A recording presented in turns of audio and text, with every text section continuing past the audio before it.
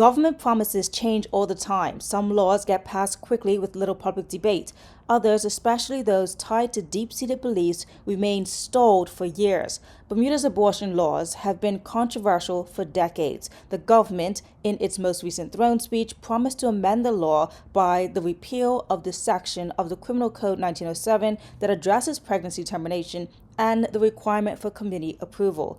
But it's been years of women being mistreated under the law, and yet no bill has been introduced, and no clear leader has emerged to drive the change. In comparison, the fight to end Bermuda's military conscription, that battle lasted over a decade, led by Larry Marshall Sr., who long campaigned against conscription with the Bermudians Against the Draft group. His son, Larry Marshall Jr., talks about their relentless fight, how they mobilized public support, and applied pressure until the law was finally changed in 2018.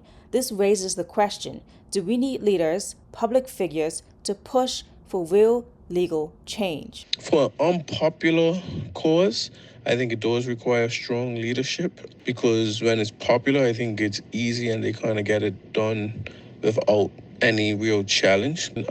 Conscription, in my opinion, would not have ended hadn't it been for a consistent push. Many people came before Baird and were, pushing and fighting and kind of didn't carry it on, and we was able to really build on what foundations they had set. History suggests that significant legal reforms often require a face, a voice, a champion. But is leadership the missing piece in Bermuda's abortion law reform, or are there deeper issues preventing progress? Chardonnay Painter is another example of how leadership and personal sacrifice play a role in legal reform.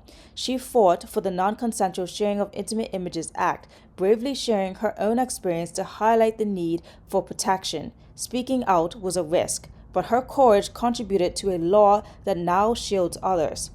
In the fight for reform of Bermuda's abortion law, one organization in particular has been a consistent voice, the Bermuda Women's Resource Center.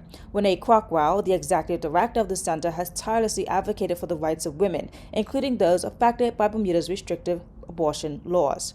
We asked Director Crockwell, has the center drafted or proposed any specific legal amendments to present to the government? She said, while we have not drafted a legal amendment, we have been conducting research on how abortion is handled in other jurisdictions to explore feasible options for Bermuda.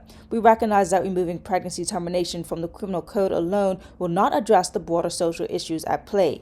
Therefore, we are committed to being part of the comprehensive and solutions-focused dialogue on the best path forward. As advocates for the cause, we wanted to know what the center would do should the government remain slow to act. They said if the government is slow to act on this issue or any others affecting women in Bermuda, the Women's Resource Center will continue to focus on supporting women, particularly those in vulnerable situations.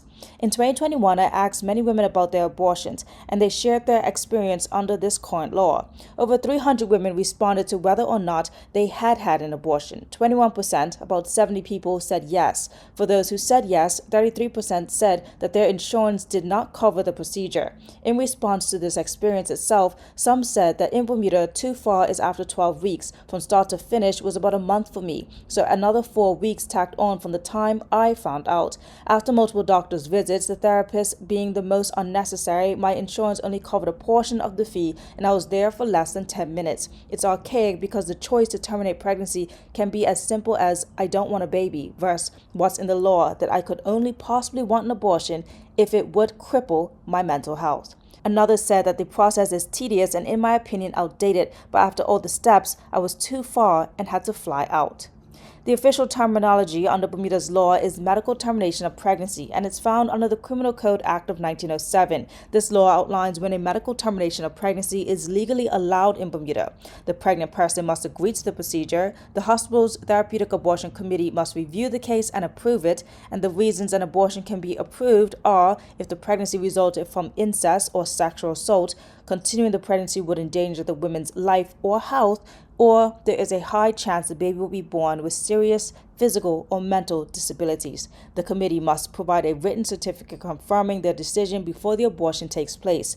So essentially, abortion in Bermuda is only legal in limited cases and requires approval from a hospital committee rather than being a decision solely between the patient and doctor. According to my collected data, 16% of the women who were seeking an abortion in Bermuda were denied. 3 years later, in terms of government acknowledgement, former Senator Ariana Hutchinson was shocked by a woman being denied an abortion and called for Bermudians to reflect on changing restrictions imposed on a woman's right to decide whether to terminate pregnancy. So, without relentless leaders, will the government pull through on its promise? The OBA promised to end conscription when they were elected in 2012 and did not. Chardonnay Painter and Larry Marshall Jr. are two prime examples of how leadership in the face of adversity can bring about lasting change. Their advocacy didn't just challenge the system, it changed it. As the government expressed its intention to amend the termination of pregnancy law under the Criminal Code Act, the question remains, will it take a public figure or a leader to push it over the finish line? Is leadership the missing link between controversial challenges and real legal change? And if someone wants to lead a change in Bermuda, what should they expect? Be prepared to live it every day, even days when you want to take a break from it. When you walk out in the public, someone may have something to say about it, pulls you to the side. It is just always in the background. Just pivot and be ready for something different almost every single day, because somebody, when it gets public and when votes start coming to matter, or people feel threatened, then they will sort of come at you.